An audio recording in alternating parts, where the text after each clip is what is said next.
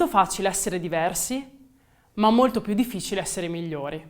La citazione di Jonathan Ive, vicepresidente senior di Apple, ideatore del design di iPod e iPhone. Quando si pensa ad un'idea di impresa, è necessario essere molto autocritici e per nessun motivo fare affermazioni del tipo «siamo gli unici e non abbiamo competitor». L'analisi di mercato è una delle sezioni più complesse e più lunghe da portare avanti e si divide in due parti, l'analisi della concorrenza e l'analisi dei clienti. Iniziamo dalla prima. L'analisi della concorrenza si divide a sua volta in due parti, che devono essere analizzate parallelamente. I concorrenti diretti, ovvero quelli che rispondono allo stesso bisogno e allo stesso target di clientela con un prodotto simile o affine. Se inventassi un nuovo cracker senza grassi, i miei concorrenti diretti sarebbero i cracker tradizionali, Pavesi, Mulino Bianco, Doriano, ma anche i Galbusero in misura. I prodotti sostitutivi, ovvero quelli che rispondono allo stesso bisogno e allo stesso target, ma con un prodotto diverso. Nell'esempio precedente, i prodotti sostitutivi potrebbero essere le gallette di riso o i grissini integrali, o anche le barrette snack senza grassi. Diamo qui alcuni spunti su come procedere nell'analisi della concorrenza. La prima cosa da fare è individuare i propri competitor.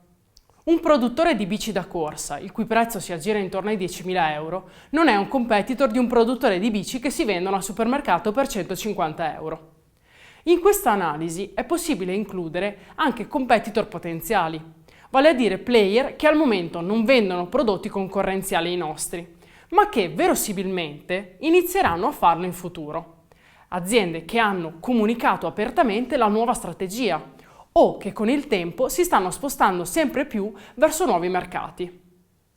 In questa analisi non sono da considerare solo aziende consolidate, ma anche altre start-up nascenti nello stesso settore.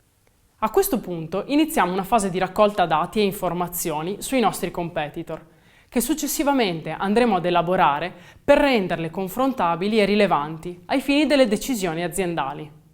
Non è semplice reperire i dati aziendali di player concorrenti, ma ricerche online o ricerche di mercato a pagamento o anche tesi di laurea ci possono aiutare in questo senso. Il terzo passaggio è quello di organizzare le informazioni magari in tabelle riepilogative, che suddividano le aziende concorrenti per caratteristiche che a nostro avviso risultino rilevanti. Quante sono nel mercato asiatico? Quanto è il fatturato? Qual è il prezzo di vendita al consumatore finale? Quante linee di prodotti hanno? E così via. Questa tabella, in cui si vanno ad evidenziare le caratteristiche confrontabili di ciascun competitor, è la base per rispondere ad un'altra importante domanda. Quali sono i miei punti di forza rispetto ai competitor? Ma soprattutto, quali sono i miei punti di debolezza? Queste due domande confluiscono nell'analisi SWOT, una matrice che analizza forze e debolezze endogene ed opportunità e minacce contestuali, quindi tutto ciò che non dipende direttamente dall'azienda. Ad esempio, un cambiamento normativo. Pensiamo che dal 2015 anche i medicinali da banco possono essere venduti online. Questo per le parafarmacie e le farmacie implica una serie di cambiamenti e di evoluzioni. O al contrario, leggi e regolamenti che si fanno più stringenti. Pensiamo al caso dei droni, oppure allo scoppio di una guerra in uno dei paesi di interesse, se contraddistinti da instabilità politica. Non si deve essere titubanti nel riempire le caselle relative ai punti di debolezza o alle minacce, ma anzi, maggior consapevolezza si dimostra, miglior gestione operativa nel fronteggiare i problemi si avrà in futuro. Un'analisi dei competitor ben fatta porta sempre informazioni utili al management di un'azienda e fornisce una fotografia dello stato attuale del proprio mercato di riferimento. Passiamo ora ad analizzare i clienti target. I clienti target devono essere analizzati sotto due profili, un profilo qualitativo ed un profilo quantitativo.